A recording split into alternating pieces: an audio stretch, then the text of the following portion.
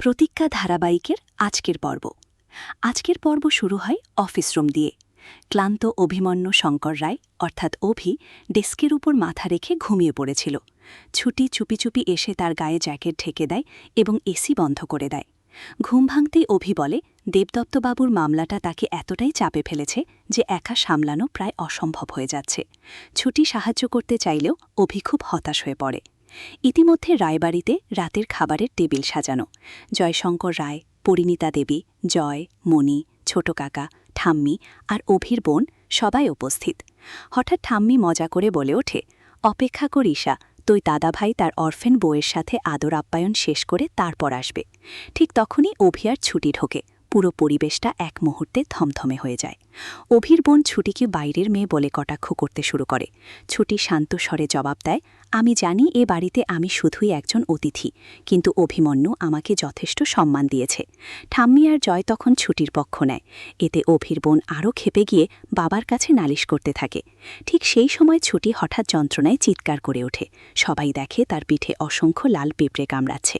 অভি তৎক্ষণাৎ ছুটিকে জড়িয়ে ধরে পিঁপড়ে সরাতে থাকে, আর অভির বোন চুপচাপ অন্যদিকে মুখ ঘুরিয়ে দাঁড়িয়ে থাকে, যেন কিছুই হয়নি।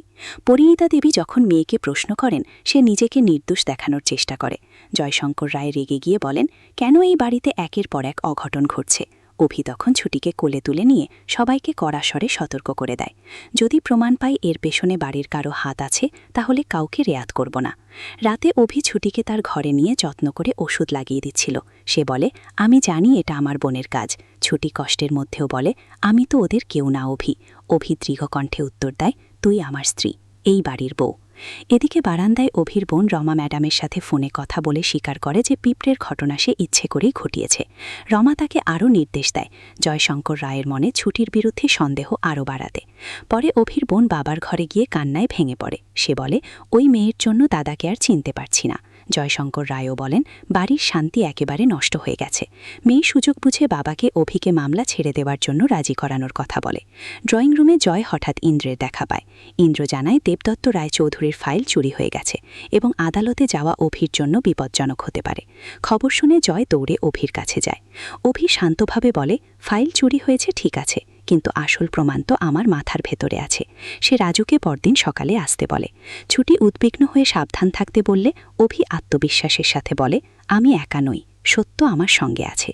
গভীর রাতে লাইব্রেরিতে অভির বোন গোপনে ফাইল খুঁজতে যায়, কিন্তু কিছুই পায় না। হঠাৎ অন্ধকার থেকে অভি বেরিয়ে আসে এবং বলে, এটাই কি খুঁজছিলে? সে স্পষ্ট করে দেয় যে সে সবকিছু আগেই বুঝে গিয়েছে এবং বোনের ষড়যন্ত্রের কথাও জানে।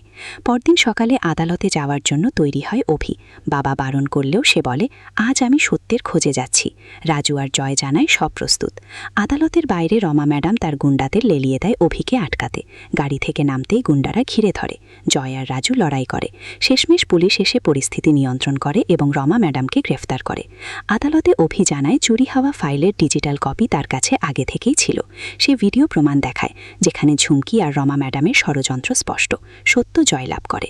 শেষ দৃশ্যে মামলা জিতে অভি দেবদত্ত রায়চৌধুরী ও পুলিশকে সাথে নিয়ে বাড়ি ফেরে। জয় অভির বোনকে সামনে নিয়ে আসে। অভি সবাইকে জানিয়ে দেয় যে ষড়যন্ত্রটা পরিবারের ভেতর থেকেই হয়েছে। জয়শঙ্কর রায় কষ্টের সাথে মেয়েকে বলেন, আজ থেকে এই বাড়িতে তোর আর কোনো জায়গা নেই। মেয়ে কাঁদলেও কেউ তার পাশে দাঁড়ায় না। তারপর ছুটি আবেগজড়িত কণ্ঠে অভির কাছে এসে বলে, তুমি আমাকে বাঁচিয়ে দিয়েছ অভি। অভি তাকে জড়িয়ে ধরে বলে, এটা শুধু আমার জয় নয়, এটা আমাদের পুরো পরিবারের সম্মান ফিরে পাওয়ার জয়। ঠাম্মি শান্ত চোখে সবকিছু দেখছিলেন। অনেক ষড়যন্ত্র আর অশান্তির পর রায় পরিবার আবার নতুন করে বাঁচার আশা দেখতে পায়। এই ছিল আজকের পর্ব। ভিডিওটা যদি ভালো লেগে থাকে তাহলে অবশ্যই লাইক, কমেন্ট আর শেয়ার করবেন। পরের পর্ব সবার আগে পেতে চ্যানেলটা সাবস্ক্রাইব করে বেল আইকন অন করে রাখুন। ধন্যবাদ সবাইকে।